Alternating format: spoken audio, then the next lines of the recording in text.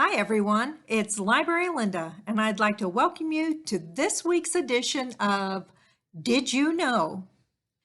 Did you know on February 19th of 1802, President Thomas Jefferson signed what was known as the Enabling Act that would set boundaries and form a constitution for the future state known as Ohio.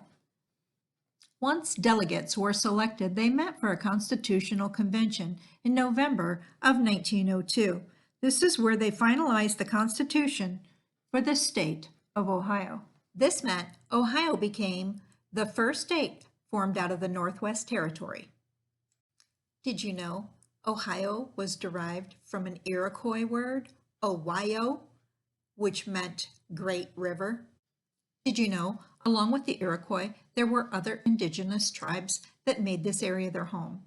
Most notably, the Adena and the Hopewell civilizations, both mound builders, made this area their home.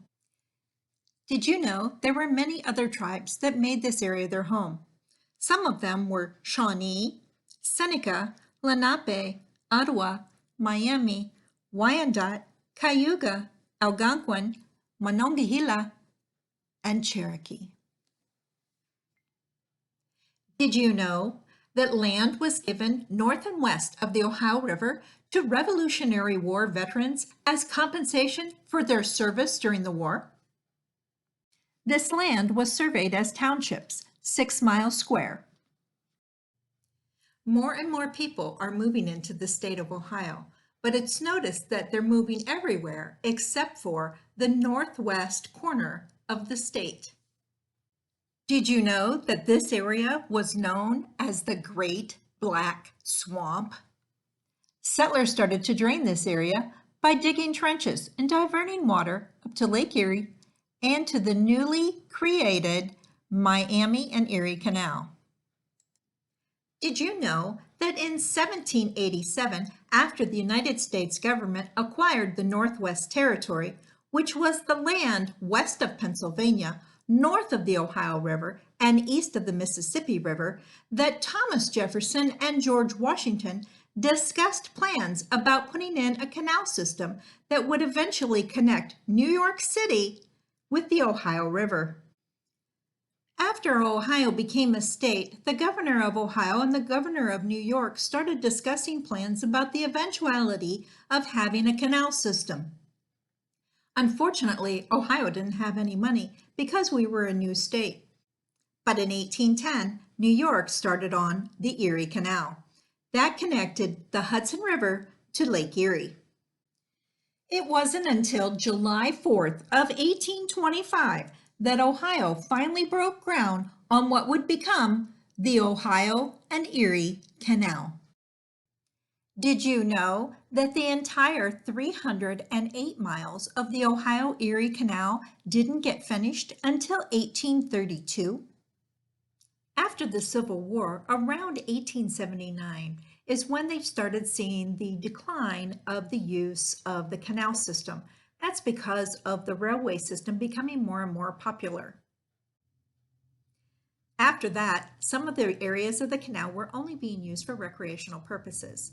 But after the Great Flood of 1913 that occurred on Good Friday, the entire canal system in Ohio shut down. As Ohio continued to grow, it became the hub of the United States, connecting New York and the rest of the East Coast to those west of the Appalachian Mountains. Ohio also became very influential at that time. Did you know that 7 of the 8 presidents that are from Ohio came about during the canal era?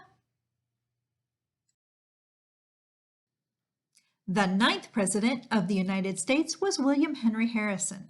Then after the Civil War, Ulysses S. Grant became the 18th president.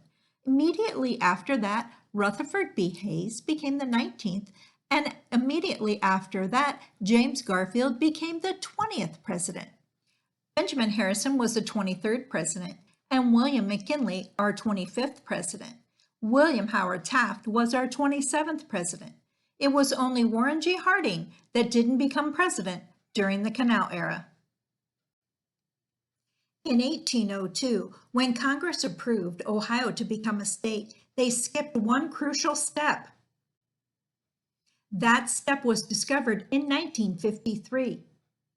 Congress then completed that final step, ratification of the state's constitution, therefore granting Ohio statehood retroactively to March 1st of 1803. I hope you enjoyed this week's edition of Did You Know? And I hope to see you again next week. Bye-bye.